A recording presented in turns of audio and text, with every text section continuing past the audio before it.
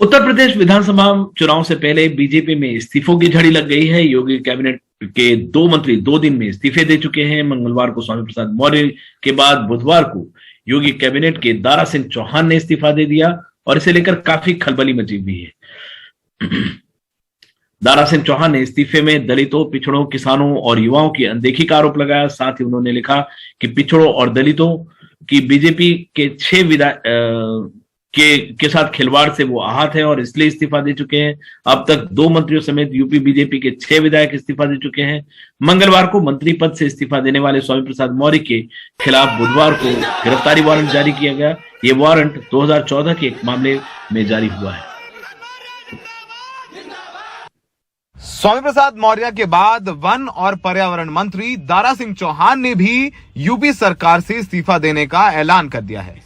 वो 2 बार लोकसभा और 1 बार राज्यसभा के सांसद रहे हैं। ओबीसी राजनीति में अहम माने जाते हैं। साल तक लोगों ने सुख भोगा। दारा सिंह चौहान की मंत्री पद छोड़ने के बाद अखिलेश यादव, जो कि सपा प्रमुख हैं, उन्होंने दारा सिंह चौहान के साथ अपनी तस्वीर ट्वीट कर दारा सिंह चौहान का सपा में स्वागत किया है। आपको आश्चर्य होगा कि जिस पिछड़े और दलित समाज के लोगों ने, जिस प्रदेश के किसानों, नौजवानों के आशीर्वाद से 5 साल तक लोगों ने सुख भोगा, लोगों ने आज उनके दुख का ख्याल नहीं, उनके सुख की चिंता नहीं थी, तब मैंने निर्णय लिया। उधर स्वामी प्रसाद मौर्य के घर के बाहर बुधवार को उनके समर्थकों की जबरदस्त भीड़ दिखी। सपा प्रमुख अखिलेश यादव ने मंगलवार को स्वामी प्रसाद मौर्य के साथ अपनी फोटो ट्वीट कर उनका सपा में स्वागत कर डाला, मगर स्वामी प्रसाद मौर्य फौरन अपने पत्ते खोलने को तैयार नहीं है। हमारे इस्तीफे का कोई भी स्वागत करेगा, हम उसे धन्यवाद देंगे। हजारों कार्यकर्ता आ रहे हैं, मैं सबको धन्यवाद दे रहा हूँ। समाजवादी पार्टी नहीं ज्वाइन कर रहे हैं अभी? 14 जनवरी को वो भी तय हो जाएगा। हम क्या कर रहे हैं? तो 2 दिन क्या करेंगे आज कल? 2 दिन हम अपने साथियों से, कार्यकर्ताओं से, जो हजारों की तादाद में कल से लगातार आ रहे हैं, मैं उनसे मिल रहा हूँ, सुन रहा हूँ, उनकी बात को सुन रहा हूँ, उनकी भावनाओं को समझ रहा हूँ। और जो नहीं आ पा रहे हैं, मैं उनसे टेलीफोन पर संपर्क करके उनसे बात करके उनकी भावनाओं को जानकारी ले रहा हूँ। कल शाम तक मैं अंतिम निर्णय की स्थिति में पहुंच जाऊंगा और 14 जनवरी को उस फैसला को सुना दूंगा। बीजेपी स्वामी प्रसाद मौर्य के पिछड़ा वोट बैंक की अहमियत समझती है, इसलिए मौर्य को मनाने की जिम्मेदारी यूपी के उप मुख्यमंत्री केशव मौर्य को दी गई है। जब हमने स्वामी प्रसाद मौर्य से केशव प्रसाद द्वारा मान मनोबल पर सवाल पूछा तो स्वामी प्रसाद मौर्य चुटकी लेते नजर आए। केशव मौर्य जी भले डिप्टी सीएम है, लेकिन हमारे छोटे भाई हैं। वो स्वयं बेचारे की हालत में 5 साल बिताए हैं, इसलिए मुझे उन पर तरस आती है। हमें उन पर कुछ नहीं कहना है। दिलचस्प यह है कि इसी दौरान स्वामी प्रसाद मौर्य के विरुद्ध एक गिरफ्तारी वारंट जारी कर दिया गया है।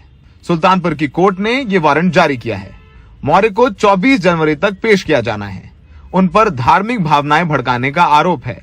ये 2014 का मामला है, जब उन्होंने मनुवाद की आलोचना करते हुए शादी में गौरी गणेश पूजन से दूर रहने को कहा था।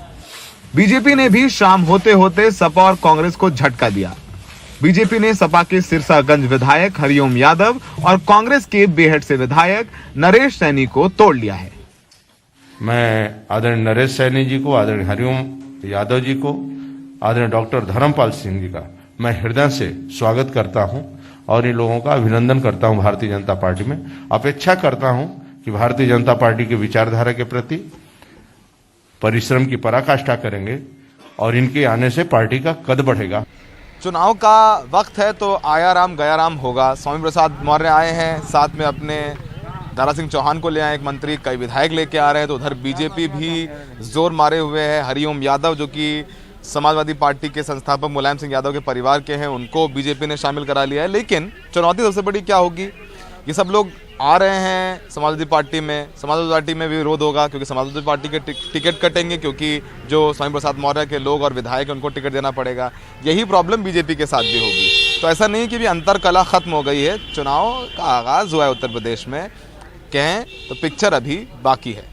सहयोगी बिलाल और विनीत के साथ लखनऊ में सौरभ शुक्ला, एनडीटीवी इंडिया। तो यूपी के चुनाव को लेकर पिक्चर अभी बाकी ही है और पिक्चर में कई दिलचस्प मोड़ आ रहे हैं बॉलीवुड के थ्रिलर्स की तरह। और बीजेपी में लगे इस्तीफों की झड़ी के बाद रूठों को मनाने का जिम्मा उप मुख्यमंत्री केशव प्रसाद मौर्य को सौंपा गया है। इस्तीफे पर ट्वीट करते हुए उत्तर प्रदेश के मुख्यमंत्री ने कहा कि उन्हें दुख होता है और उन्होंने ये भी कहा कि जो लोग जा रहे हैं वो डूबती नैया में सवार हो रहे हैं। जाने वाले आदरणीय महानुभावों से मैं बस आग्रह करता हूं कि डूबती नाव पर सवार होने से नुकसान उनका ही होगा। बड़े भाई श्री दारा सिंह से जी आप अपने फैसले पर पुनर्विचार कीजिए, स्वयं केशव प्रसाद मौर्य ने ट्वीट कर कहा है।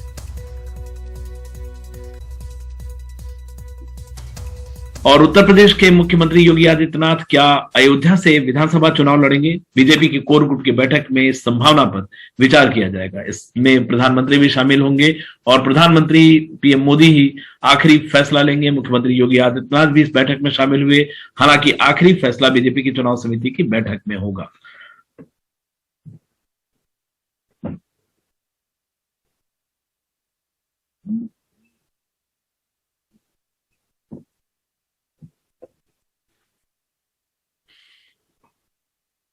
और यूपी विधानसभा चुनाव के लिए समाजवादी पार्टी की पहली लिस्ट सूची जो है गुरुवार को यानी आज जारी हो सकती है। इसमें पहले चरण में के चुनाव के लिए समाजवादी पार्टी और आरएलडी के उम्मीदवारों की लिस्ट जारी होगी। अखिलेश यादव ने बुधवार को यानी कल अपने सहयोगी दलों के साथ मीटिंग की, जिसमें यह तय हुआ। साथ ही प्रचार के मुद्दे और तौर तरीके भी तय किए गए। कुछ सहयोगी दल समाजवादी पार्टी के सिंबल पर चुनाव लड़ सकते हैं। जनेश्वर मिश्रा ट्रस्ट के अंदर आज अखिलेश यादव ने करीब 2 घंटे अपने सहयोगी दलों के नेताओं के साथ बैठक की। ट्रस्ट को जाने वाली सड़क पे भारी भीड़ थी। पहले फेज के चुनाव की सूची कल जारी होगी, जिसमें समाजवादी पार्टी और आरएलडी के उम्मीदवार होंगे। मेरे ख्याल से उन दोनों ने तय कर लिया है और कल से वो चुनाव ये कैंडिडेटों की घोषणा शुरू कर देंगे। तो मेरे ख्याल से जैसे जैसे घोषणा करते जाएंगे संख्या भी तय होती जाएगी। अखिलेश यादव ने इस चुनाव के लिए तमाम छोटी छोटी पिछड़ी जातियों की पार्टियों से गठबंधन किया है।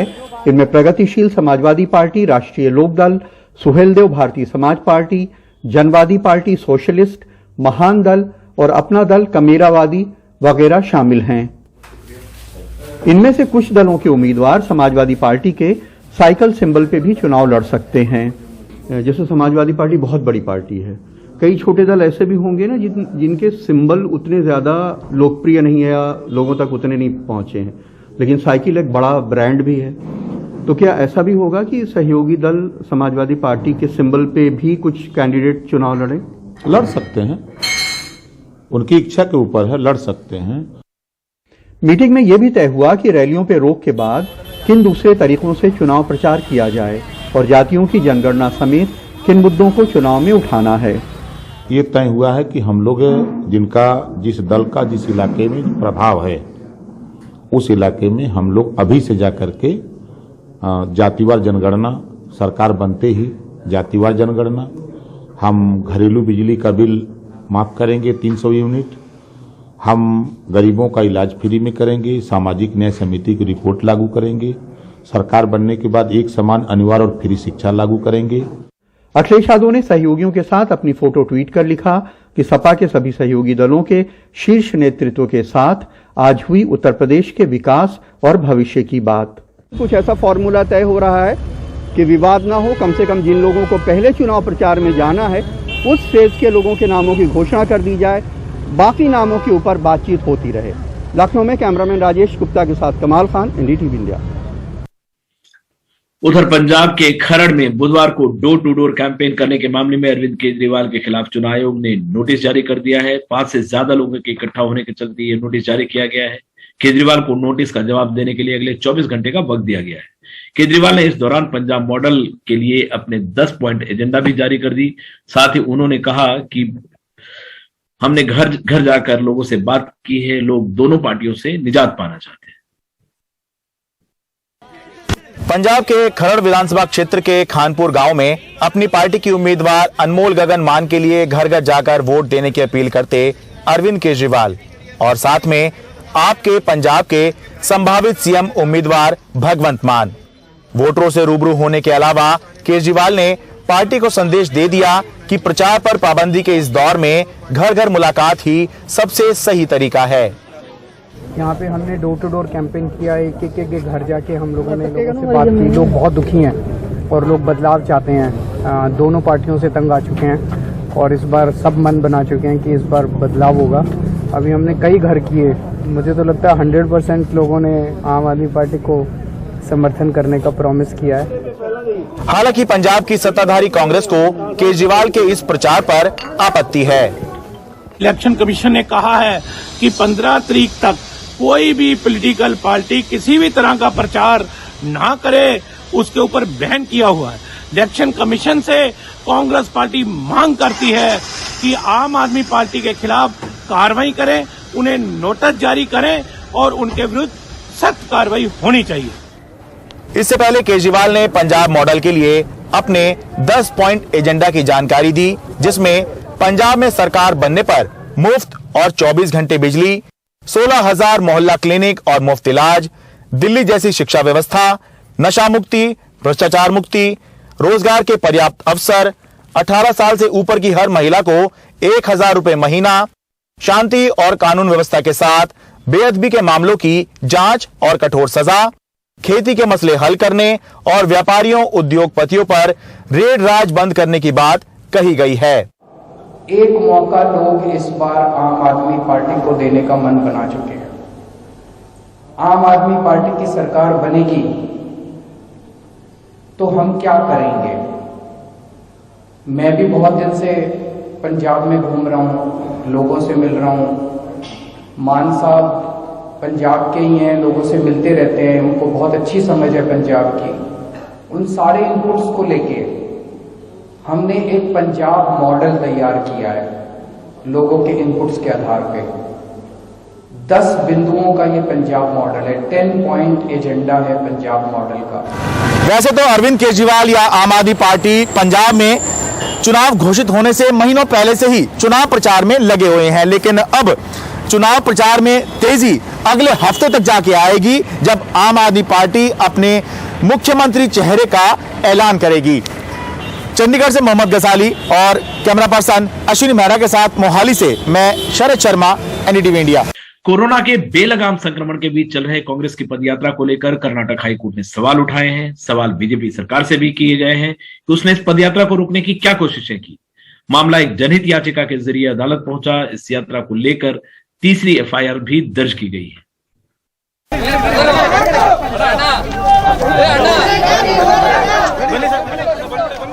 मेकेदाटू बांध की मांग को लेकर रफ्तार पकड़ चुकी कांग्रेस की पदयात्रा कोरोना प्रोटोकॉल को तार तार कर रही है।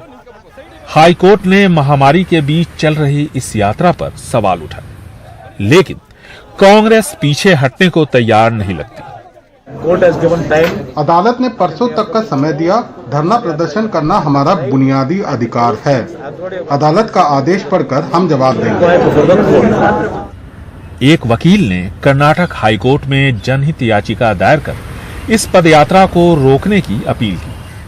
अदालत ने राज्य सरकार से पूछा कि इस यात्रा को रोकने की उसकी तरफ से क्या कोशिश की गई। कांग्रेस को जवाब देना है कि क्या इस पदयात्रा के लिए उसने प्रशासन से इजाजत ली थी। 14 जनवरी को इस मामले की अगली सुनवाई होगी। कर्नाटक हाईकोर्ट के दखल के बाद अब सरकार सफाई देती नजर आ रही है। सरकार ಏನೇನು ಮಾಡಬೇಕು ಅದು ಮಾಡಿದೆ ಈಗಾಗಲೇ।